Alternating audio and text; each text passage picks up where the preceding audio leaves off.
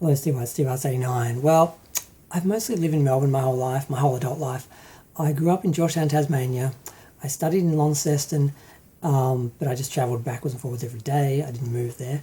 I left after year 12 and I went to Melbourne, but in the meantime, I had to spend a year doing a fine arts, the start of the first year of a fine arts university degree in order to get into the system so I could get into the media course I wanted. And it was all strategy. I wasn't planning to do that course and finish that course. But I spent a year in Ballarat. It wasn't fun because I had grown up in Georgetown, which is a very small town. The biggest city was Launceston, and that felt very small. And I just wanted to get away. I wanted to go to Melbourne, and I'd had a taste of Melbourne because I stayed in Melbourne for a few weeks while I was going on all my interviews for the art degrees and everything. And I didn't want to go to Ballarat, but it was the only course I could get. I couldn't get directly into Melbourne. I had to use that course once I was in the system to get into there. So I had to go there. I hated it. It was just like a big, small town. The city felt like a small town. It didn't feel like a city.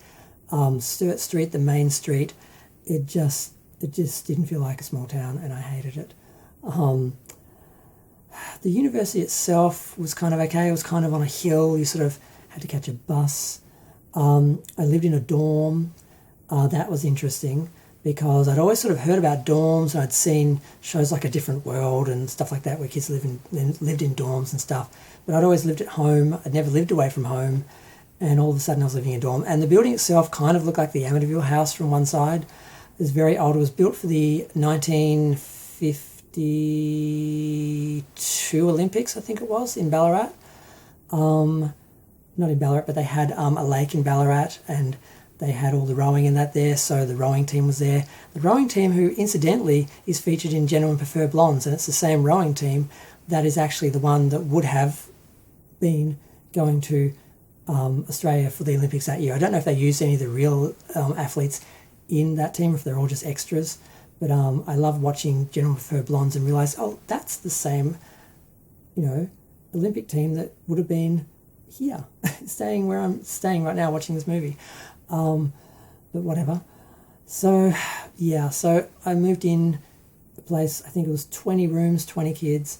And initially I had one of the bigger rooms and everyone was kind of envious, but I hated it because it was right next to the supervisors, the sort of people who, the dorm mothers sort of people, the people who sort of watched, because they were at one end and there was just one big long hall on 2 levels, and they had people on each floor to watch the floor, and they had a common room and a kitchen at the end across from them, and that was it.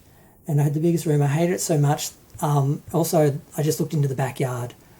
And I hated that as well. So I swapped for a girl who wanted a bigger room, and she just put a curtain up because she just sat around and smoked dope all day anyway, so she never actually needed a window, so it didn't matter.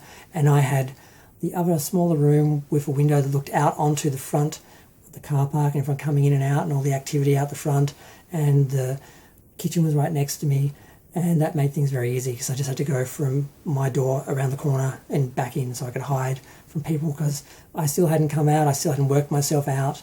I didn't fit in there. I tried to be straight the first 6 months or so of that. I even sort of hooked up with a girl. Didn't really work, but everyone was encouraging me to meet someone, and I met this very pretty little petite girl, and we hung out and we danced, and I went to her place, and nothing really happened because I didn't know who I was or what I was doing, but at least it looked good from a distance that I'd gone home with someone and she was cute. And oddly enough, when I went to her bathroom, all the guys that were pasted up on her walls looked like me at the time. I had long dark hair. I was very pale and gothic and that, and all the guys looked like that. I had like a black satin shirt on, and there was literally a guy who had the same thing in one of the pictures. I'm like, okay, I'm her type. That explains that. That's why I'm here.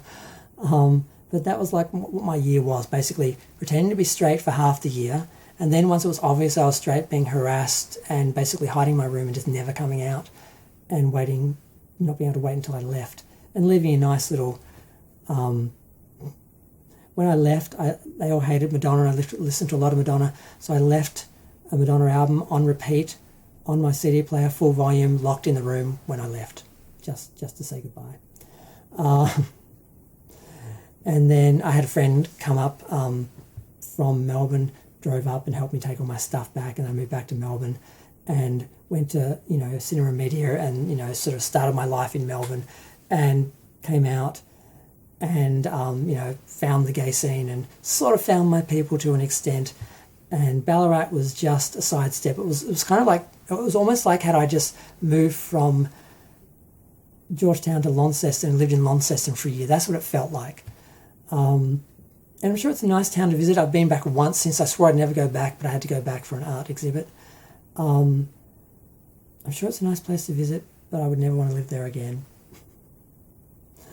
And that's all I have to say about Ballarat.